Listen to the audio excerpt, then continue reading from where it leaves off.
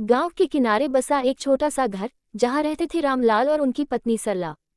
उनकी कोई संतान नहीं थी, लेकिन उनके जीवन में खुशियों की कोई कमी नहीं थी। एक दिन जब रामलाल खेत से लौट रहे थे, तो उन्हें झाड़ियों के पास से किसी के रोने की आवाज आई।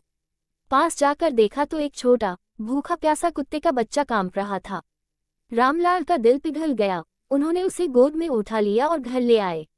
सरला ने पहले तो नाराजगी जताई, लेकिन जब उस छोटे जीव ने अपनी मासूम आंखों से उनकी ओर देखा, तो वह भी पिघल गईं। उन्होंने उसे दूध पिलाया और प्यार से सहलाया। धीरे धीरे वह नन्हा पिल्ला उनके जीवन का अभिन्न हिस्सा बन गया।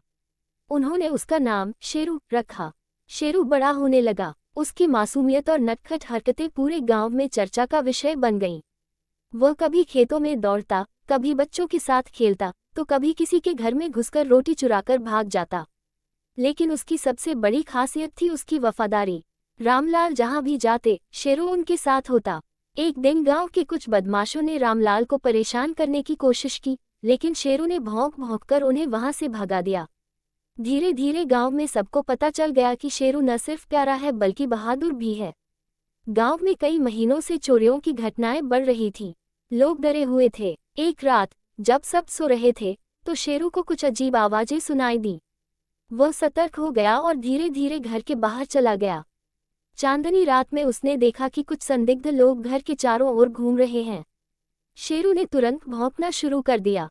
उसकी आवाज सुनकर रामलाल और गांव के अन्य लोग जाग गए। चोर भागने लगे, लेकिन शेरू ने उनका पीछा किया और एक को पकड़ लिया। गांव वालों ने चोर को पकड़कर पुलिस के हवाले कर दिया। शेरू की बहादुरी की चर्चा पूरे गांव में होने लगी, लेकिन चोरों के साथी इस बात से नाराज थे। उन्होंने बदला लेने की ठानी। एक रात जब रामलाल अपने घर में सो रहे थे, तो कुछ बदमाशों ने घर में आग लगाने की कोशिश की। शेरू ने तुरंत आग की लपटों को देखा और जोर जोर से भौंकना शुरू कर दिया। वह घर के अंदर भागा और रामलाल और सरला को जगाया। रामलाल और सरला किसी तरह घर से बाहर निकले, लेकिन शेरू आग की लपटों में फंस गया।